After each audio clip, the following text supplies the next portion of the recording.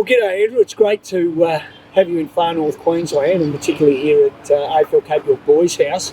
Do you want to give us a bit of an understanding of why you're up and about? Because I do understand that you've had a couple of relaxing days on the barrier reef. So give us a bit of feedback. What's happening? No, look, it is great to be up here in Cairns and to be here at the Boys House, the Savo, and looking forward to seeing the girls later on tonight.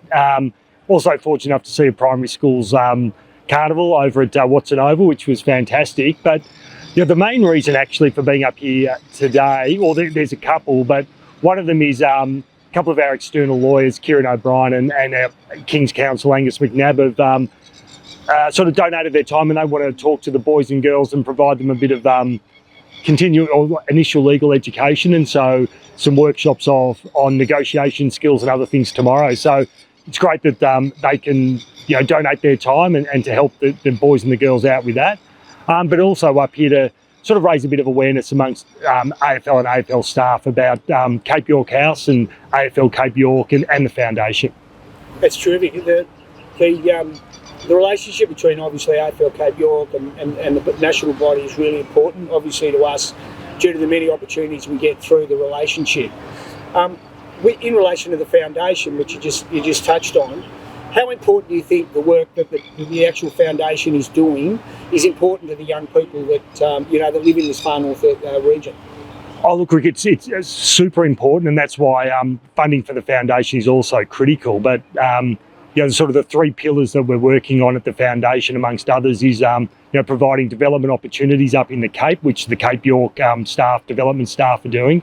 We've also got the opportunities for the staff at Cape York Boys and Girls Houses. We've got over 80 staff working at the houses, so providing education opportunities there.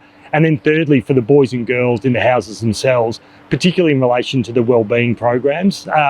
We've got under Kate Hall at AFL House and across the industry, big investment in mental health and wellbeing, and particularly in the Coach Talent League, where we've got wellbeing coordinators for both the boys and girls programs. It's no different up here at Cape York House, where we want the boys and girls to be at their best so that they can have a great time at school, but also a great time away from school. So you had the opportunity earlier today to meet some of our beautiful, amazing young people from the Torres Strait region and also the Northern Peninsula area. Watching them play, coming from very much limited opportunity in terms of competition and game style. What did you think of the girls today? Well, I think you look at it, and the athleticism of the girls was incredible. So much untapped potential. And I talked to a reporter from the Cairns Post, and I just kept talking to him about it. I think our role at the AFL, but also, and then what AFL Cape York is about is providing opportunities. And then if we provide the opportunities, then the boys and girls can take their own path from there. And so I think that's why it's super critical for us to provide the opportunities like the carnival this afternoon or this morning. But then for the really talented girls who want to keep playing, what are the opportunities and what's their pathway for as far as they want to go in the game? Yeah, terrific. The agenda of the AFL is around getting AFL into every home. By travelling to North Queensland and taking part in the next couple of days, and that is meeting people of AFL Cape York in its business. As you mentioned, it's 80 plus staff that support the young people and deliver programs, as well as our administration team.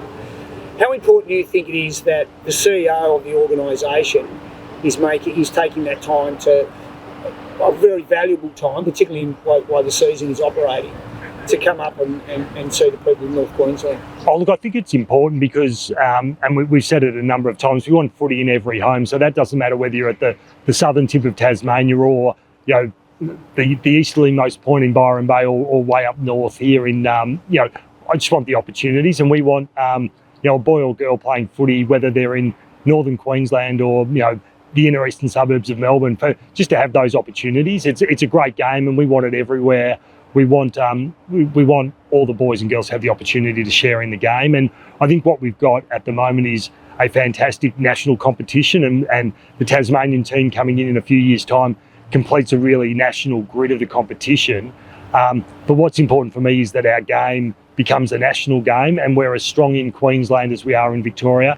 And then also importantly for me is that it's a national organisation. So whether you're working for the AFL in on Thursday Island or in AFL House Docklands, that you feel part of the organisation, and that's why I think it's great. It's good that I've been able to get the time to be up here. I'll get as much out of it as anyone else does, but also for all of our staff to get around and see the great work that happens up here, but also all around the country. Yeah, terrific.